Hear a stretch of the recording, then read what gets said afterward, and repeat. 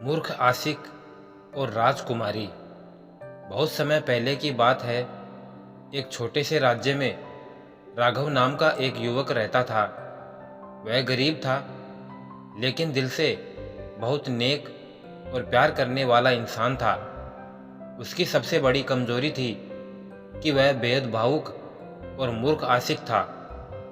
जब भी उसे किसी लड़की से प्यार होता तो वह अपनी जान तक देने को तैयार हो जाता था। लेकिन उसकी बदकिस्मती यह थी कि हर बार उसे ठुकरा दिया जाता।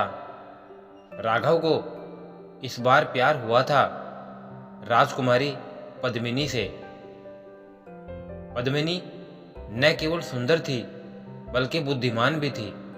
लेकिन समस्या यह थी कि वह राजा महेंद्र प्रताप की इकलौती बेटी थी और उसका विवाह एक शक्तिशाली पड़ोसी राज्य के राजकुमार से तय हो चुका था। राघव को जब यह पता चला तो उसने कसम खा ली कि या तो पद्मिनी उसकी होगी या वह अपनी जान दे देगा।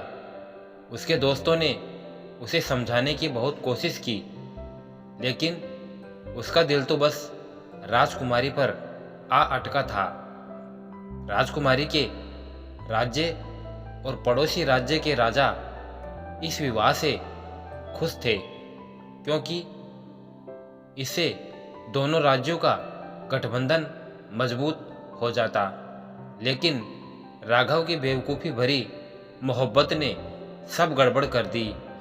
एक दिन उसने खुलेआम महल के बाहर खड़े होकर ऐलान कर दिया कि राजकुमारी पद्मिनी सिर्फ मेरी है और मैं किसी भी राजा से टकरा सकता हूँ। इसकी खबर राजकुमारी के पिता तक पहुँची। उन्होंने पहले तो उसकी हंसी उड़ाई, लेकिन जब देखा कि राघव सच में राजकुमारी के लिए जान देने को तैयार है तो उन्होंने एक योजना बनाई।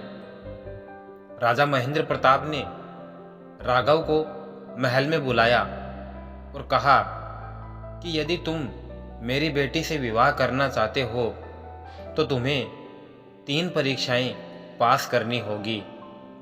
अगर तुम जीत गए तो मैं स्वयं पद्मिनी का विवाह तुमसे कर दूंगा। राघव खुशी से झूम उठा।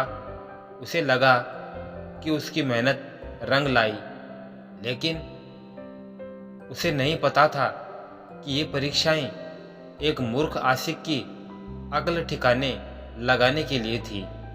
राजा ने पहली परीक्षा में कहा कि राघव को महल के पास बनी एक शेर की गुफा में जाना होगा और वहां से राजा के लिए एक शाही हार निकाल कर लाना होगा।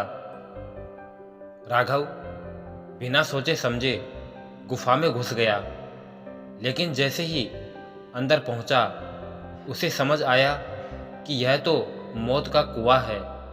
वह धीरे धीरे पीछे हटने लगा, लेकिन तभी गुफा के अंदर छिपे सैनिकों ने हार उसकी ओर फेंक दिया। राघव को लगा कि यह उसकी बहादुरी का इनाम है। उसने खुशी खुशी हार उठाया और बाहर आ गया। अब राजा ने दूसरी परीक्षा रखी। उन्होंने दरबार में 3 राजाओं को बुलाया और राघव से पूछा कि इनमें से कौन सबसे ज्यादा बुद्धिमान और शक्तिशाली राजा है। राघव सोच में पड़ गया।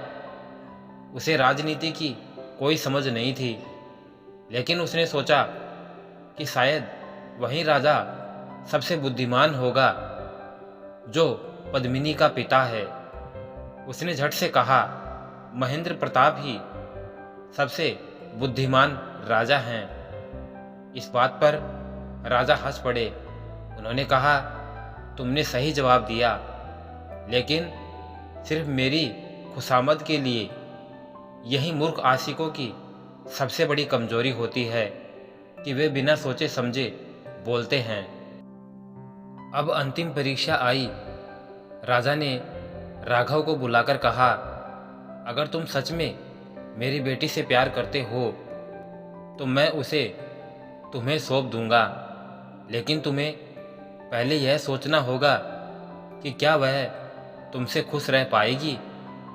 राघव को पहली बार यह एहसास हुआ कि एक राजकुमारी की दुनिया तो बहुत अलग होती है और वह ठहरा एक गरीब लड़का जो केवल भावनाओं में बहकर सपने देखता था।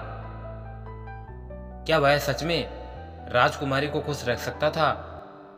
यही वह क्षण था जब मूर्ख आशिक को अपनी मूर्खता का एहसास हुआ। उसने सिर झुकाया और कहा, राजा साहब, मैं आपके सवाल का जवाब दे चुका हूँ। एक मूर्ख आशिक कभी भी एक रानी को खुश नहीं रख सकता। मैं हार मानता हूँ। राजा और सभी दरबारी हंस पड़े। राजा महेंद्र प्रताप ने कहा, आज तुमने अपनी मूर्खता को समझ लिया, इसलिए असली परीक्षा तुमने पास कर ली। अब तुम राजकुमारी से विवाह नहीं कर सकते, लेकिन मैं तुम्हें अपने दरबार में एक सलाहकार के रूप में रखना चाहता हूँ। राघव ने अपनी नासमझी पर हंसते हुए सिर झुका लिया। उसने प्यार तो खो दिया, लेकिन खुद को पा लिया। और इस तरह एक मूर्ख आशिक का अंत मूर्खता के साथ नहीं, बल्कि अक्लमंदी के साथ हुआ। तो दोस्तों, वीडियो अगर अच्छा लगा तो लाइक और शेयर कर दें, और ऐसी ही दिलचस्प और रोमांचित कहानियाँ पढ़ने और सुनने के लिए चैनल को सब्सक्राइब कर बेल आइकन ज़रूर प्रेस कर लें, ताकि आने वाले नई वीडियो की नोटिफिकेशन आप तक सबसे पहले पहुंच जाए। वीडियो को अंत तक देखने के लिए आपका दिल से बहुत बहुत धन्यवाद। जय श्री श्याम।